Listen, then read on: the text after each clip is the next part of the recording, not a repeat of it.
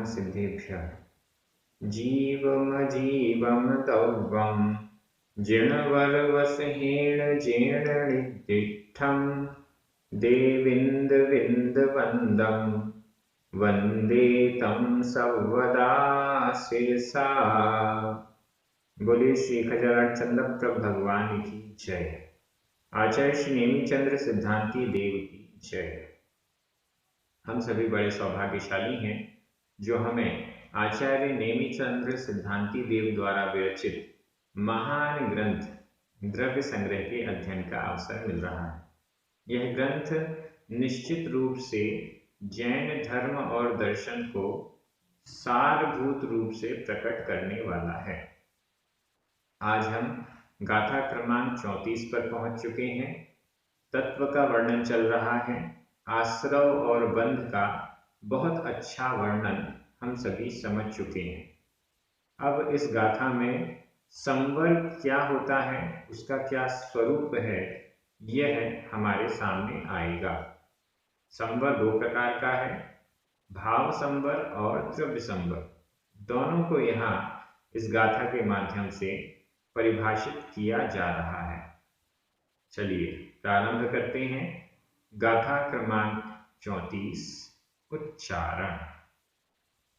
चेदन चेदन परिणामो चेदन परिणामो जो जो कम्मस्सासव कम्मस्सासव निरोहणे आधा सा पूरा सा कम्मस्सासव निरोहणे हेदु हेदु। यहाँ पर द में बड़े ऊ की मात्रा है तो उच्चारण भी थोड़ा लंबा होगा। हेदु सो सो भाव संवरो खलु खलु। यहाँ ऊ की मात्रा छोटी है, खलु। दव्वासवरोहणे दव्वासवरोहणे अर्णो अर्णो आधा पूर्ण अर्णो। चेदन परिणामो जो कम्मस्सासव निरोहणे हेदु कम्मस्सासव निरोहणे हेदु। स्वभाव संवरो खलु दव्वासवरोहणे अर्णो।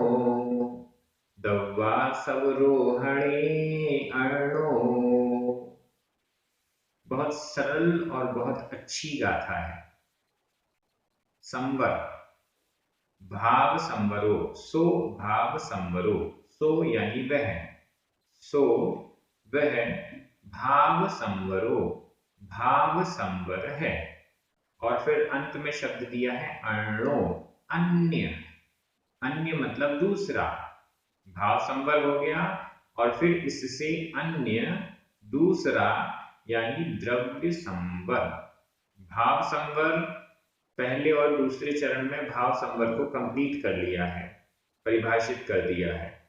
और अंतिम जो चौथा चरण है उसमें अर्णो अन्य यानी द्रव्य संवर को प्रकट किया जाएगा, परिभाषित किया जाएगा। देखते हैं भाव संवर क्या है। चेदन परिणामो जो चेदन परिणामो सो भाव संवरो। जो यानी जो, सो यानी वह। जो चेदन परिणामो जो चेतन परिणाम, चेदन चेतन, जो चेतन का परिणाम, जो चेतन के भाव क्या करते हैं, किसमें कारण है। कम्मस्सासव निरोहणे हेतु हेतु हेतु हेतु है, कारण है। किसके कारण है। कम्मस्सासव निरोहणे। यहां संधि विच्छेद कर लीजिए। कम्मस्स आधा सा पूरा सा, कम्मस्स सा में छोटा आ, आसव आसव बड़ा आ, छोटा आ और बड़ा आ मिलकर बड़ा आ हो गया। कम्मस आसव, कम्मसासव। और फिर निरोहणे। कम्मस कर्म का, कम्मस कर्म का। आसव निरोहणे, आसव आसव आश्रव, आसव आश्रव। निरोहणे निरोधन, निरोहण निरोधन। निरोध आश्रव का निरोध करने में। निरोहणे सप्तमी का एक वचन है। आसव निरोहणे, आश्रव के निरोध में, आश्रव के रोकने में। निरोध यानी रोकना, आश्रव के रोकने में, आश्रव को रोकने में।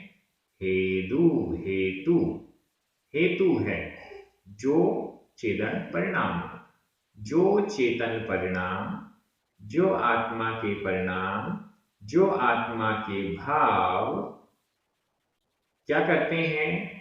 कम्मस कर्म के आश्रव का निरोध करने में, कर्म का जो आश्रव है उसको रोकने में हेतु, हेतु है। सो वह भाव संवरो, वह भाव संवर है।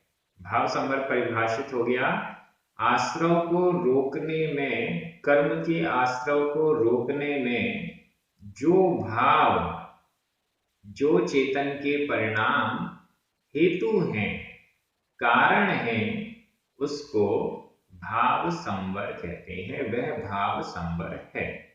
यह भाव संवर हुआ।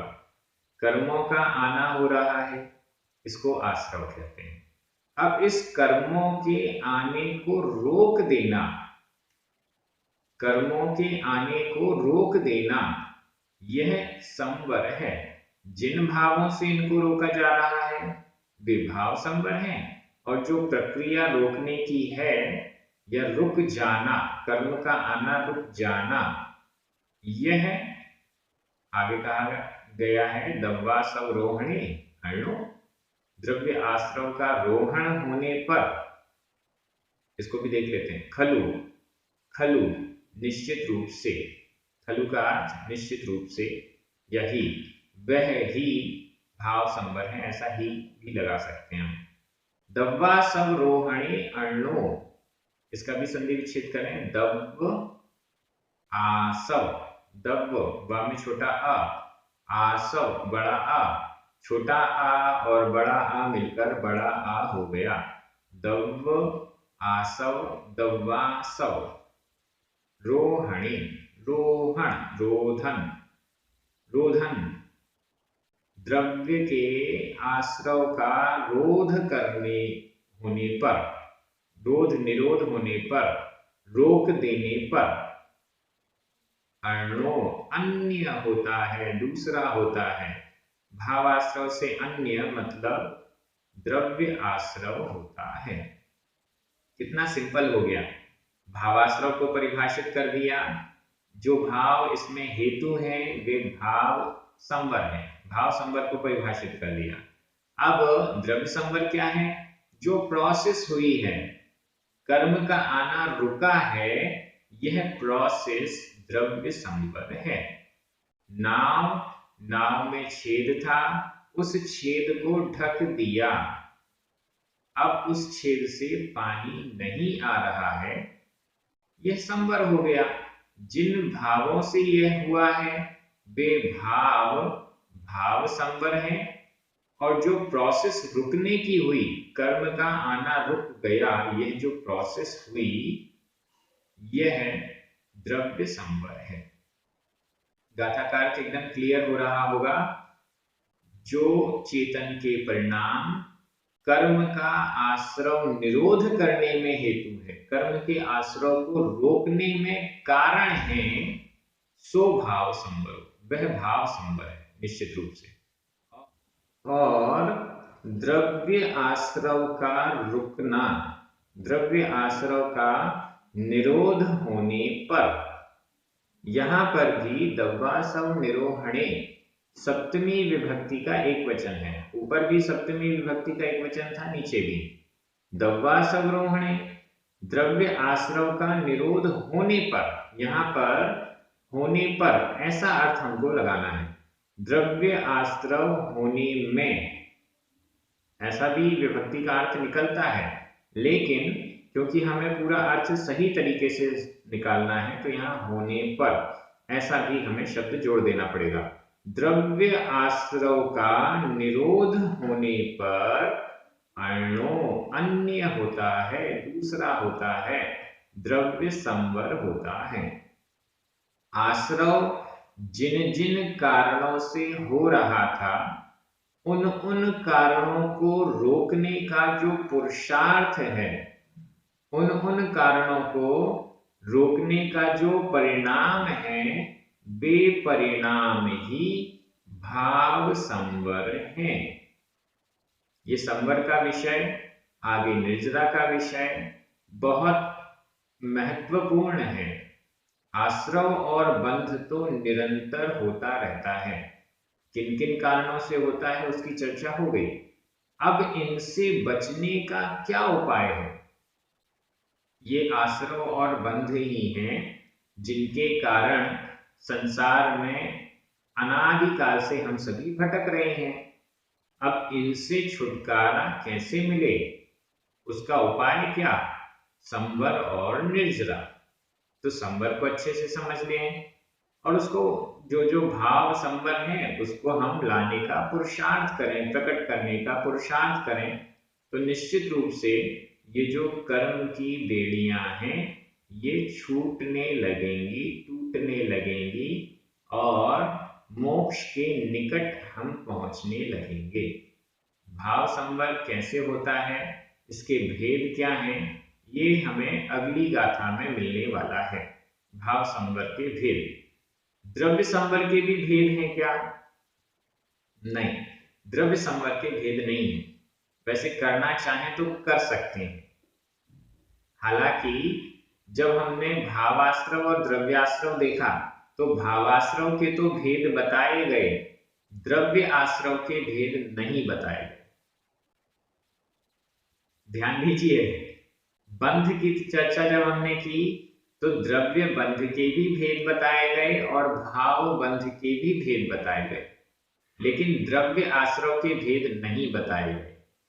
अब यहां हम संवर में आए तो द्रव्य संवर के भी भेद नहीं बताए जा रहे हैं, भाव संवर के बहुत सारे भेद बताए जाएंगे।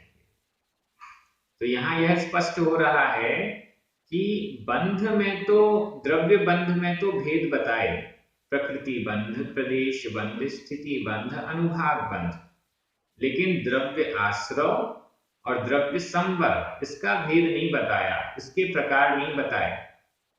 क्यों नहीं बताए? क्योंकि ये तो प्रोसेस है, आश्रव आना। अब जो भी कर्म आ रहा है वो द्रव्य आश्रव होगा। हाँ, अगर हम भेद करना ही चाहते हैं तो ज्ञानावर्णी कर्म आ रहा है, दर्शनावर्णी आ रहा है, इस टाइप से हम कर सकते हैं, लेकिन जो प्रकृति है ज्ञानावर्णी दर्शनावर्णी, ये बंध की अवस्था में बनती है। थोड़ा सा और ध्यान से, विषय हो सकता है थोड़ा डीप हो जाए। जो कर्मण वर्गणाएं कर्म बनी, ये आश्रव हुआ। अब कर्मण वर्गणाएं कर्म बनी तो इसमें कोई प्रकार या भेद नहीं हो रहा है, इसलिए द्रव्य आश्रव का कोई भेद नहीं बताया जा रहा। लेकिन जब ये कर्मण वर्गणाएं कर्म बन गई, अब यह कर्म बंध रहा है तो इसमें बहुत प्रकार के भेद हो रहे हैं। इसका स्वभाव, प्रकृति क्या, कितनी क्वांटिटी, कितना उसका अनुभाग, कितनी स्थिति, ये सब इसमें भेद में आ रहा है। और जब संवर की बात आएगी, सबको रोक दो भैया, संवर हो गया, द्रव्य संवर। जो आने का मार्ग है उसको बंद कर दिया, द्रव्य संवर। द्रव्य संवर इसका भी कोई भेद नहीं बताया गया है। हम भेद करना चाहें तो कर सकते हैं, लेकिन सामान्य दृष्टि से कोई भेद यहाँ पर द्रव्य आश्रव और द्रव्य संवर के नहीं बताए गए हैं। देखिए, स्वाध्याय के समय हम कितना ध्यान दे रहे हैं, कितना अच्छे से एक एक शब्द को हम समझने का पुरुषार्थ कर रहे हैं। गाथाएं एक के बाद क्रमशः एक एक आती जा रही हैं, लेकिन कौन सा वर्णन किया, कौन सा नहीं किया, इस पर भी हमारा ध्यान होना चाहिए। आश्रव का वर्णन करते हुए प्रश्न हमारे मन में आना चाहिए कि द्रव्य आश्रव के भेद क्यों नहीं बता रहे, लेकिन जब बंध का बता लिया तो द्रव्य बंध के भेद तो बता लिए, लेकिन आगे जब फिर से हम संवर पर पहुंचे तो द्रव्य संवर के भेद फिर से नहीं बताए गए। तो हमें समझना चाहिए यहाँ इंपॉर्टेंट क्या है। इंपॉर्टेंट है हमारे भाव, जिन भावों के कारण ये आश्रव हो रहा है उनको जानना समझना ज्यादा जरूरी है। जिन भावों के कारण यह आश्रव रुकता है उन भावों को समझना बहुत जरूरी है। इसलिए उनके भेद, अलग अलग भेद आगे गाथाओं में जो आएंगे, भाव संवर के बहुत सारे भेद बताए जाएंगे जिसको हमें फॉलो करना है। ये सब उपाय हैं, दवाई है इस संसार रूपी रोग को नष्ट करने की। इस दृष्टि से जो चेतन परिणाम कर्मों के आश्रव को रोकने में कारण है, हेतु है, निमित्त है, वो भाव संवर है। और जो प्रोसेस है द्रव्य आश्रव का रुकना, द्रव्य आश्रव का निरोध होने पर उसे अन्य यानी द्रव्य संवर कहते हैं। मुझे लगता है गाथा का अर्थ कंप्लीट हो चुका है। बड़ी अच्छी अच्छी गाथाएं हैं। रिवीजन की दृष्टि से मैं यहाँ पर गाथा का अन्वय कर रहा हूं और आपकी नजर, आपका मन हिंदी अर्थ उसमें आ जाना चाहिए। आपको एक खुशखबरी दे देता हूं, आज हमारा यह वीडियो 601 नंबर का है। अभी तक इस वीडियो से पहले प्राकृत प्रशिक्षण यूट्यूब चैनल पर 600 वीडियोस कंप्लीट हो चुके हैं। ये एक बहुत बड़ी उपलब्धि है। कुछ 2 या 3 वर्ष समथिंग ही हुए हैं, 3 वर्ष के आसपास हुए हैं जब से ये वीडियोस के माध्यम से अध्ययन स्वाध्याय प्रारंभ हुआ, प्राकृत भाषा का अध्ययन प्रारंभ हुआ और प्राकृत के ग्रंथों का अध्ययन प्रारंभ हुआ। उद्देश्य निश्चित रूप से बहुत छोटा था, प्राकृत भाषा का प्रचार प्रसार करना। प्राकृत भाषा को सीखने वाले तो थे लेकिन सिखाने वाले नहीं थे, उस कमी को दूर करना और उसे भविष्य की दृष्टि से भी स्थिर करना। इस दृष्टि से ये वीडियोस बनाकर YouTube पर आए। बहुत खुशी की बात है, प्राकृत सर्टिफिकेट कोर्स के सारे वीडियोस YouTube पर आ चुके हैं। आप सभी उन्हें देखकर प्राकृत भाषा को पढ़ रहे हैं, सीख रहे हैं और प्राकृत जैनागम के ग्रंथ भी गाथाओं के एक एक शब्द से अर्थ करने की पूरी प्रक्रिया नए तरीके से, जो अभी तक बहुत कम लोग थे जो इसको फॉलो कर पा रहे थे, वो पूरी प्रक्रिया एक एक शब्द के अर्थ के साथ यहाँ पर वीडियोस के माध्यम से आई और अनेक ग्रंथों का अध्ययन यहाँ पर पूर्ण किया जा चुका है। द्रव्य संग्रह चल रहा है, इसको पूर्ण करने के बाद भी आगे नए नए, हमारे लिए नए हैं लेकिन आचार्यों के लिखे हुए पुराने ग्रंथ हैं, वे सभी क्रम से आगे हम बढ़ते जाएंगे। इसमें आप सभी बहुत अच्छे से सहयोग कर रहे हैं। सबसे बड़ा सहयोग तो पढ़ने वालों का है, जो स्वाध्याय कर रहे हैं, एक एक शब्द को ध्यान से सुनते हैं, इनका ही सबसे अधिक सहयोग है। और फिर जो इन वीडियोस का पुण्यार्जन कर रहे हैं वे भी बड़े महान और उदार हैं। इन सब का मैं वीडियो के अंत में तो धन्यवाद अर्पित करता ही हूँ, लेकिन एक अचीवमेंट है कि 600 वीडियोस हो गए, आगे भी इसी क्रम में बढ़ते जाएंगे। और जो हमारी टीम इसमें मेहनत कर रही है, एडिटिंग करती है, ये सारे वीडियोस धीरे धीरे, पहला वीडियो आप देखेंगे और आज का वीडियो देखेंगे तो दोनों में बहुत अंतर, बहुत डेवलपमेंट हुआ है। एडिटिंग भी होती है इन वीडियोस की, कुछ गड़बड़ होती है तो उसको अलग किया जाता है। ये सारे काम और व्यवस्थित होकर व्हाट्सएप पर, फेसबुक पर, टेलीग्राम पर प्रचार प्रसार भी इन सब वीडियोस का किया जा रहा है, स्वाध्याय का किया जा रहा है। तो इस टीम का भी बहुत बहुत आभार मैं यहाँ व्यक्त करना चाहूंगा। अब जो गाथा चल रही है उसका अन्वय देखते हैं। जो चेदन परिणामों कम्मस आसव निरोहणे हेदु सो खलु भाव संवरो दव्व आसव निरोहणे अर्णो। अन्वय हो गया। अब इसके बाद मैं हिंदी अर्थ कर रहा हूं, आपकी नजर प्राकृत शब्दों पर जानी चाहिए। जो चेतन के परिणाम, आत्मा के भाव, कर्म के आश्रव को रोकने में हेतु हैं, हेतु कारण है, सो वह भाव संवर है। निश्चित रूप से वह भाव संवर है। और द्रव्य आश्रव का निरोध होने पर अन्य दूसरा यानी द्रव्य संवर होता है। विभक्तियां देख लीजिए, बड़ी सरल हैं। चेतन परिणामों, जो, सो, भाव संवरो, अर्णो और ऊपर एक हेतु, हेदु। ये सभी शब्द प्रथमा विभक्ति के एक वचन हैं और सभी पुल्लिंग में ही हैं। सभी शब्द पुल्लिंग में प्रथमा विभक्ति एक वचन में है। कम्मस षष्ठी विभक्ति का एक वचन है।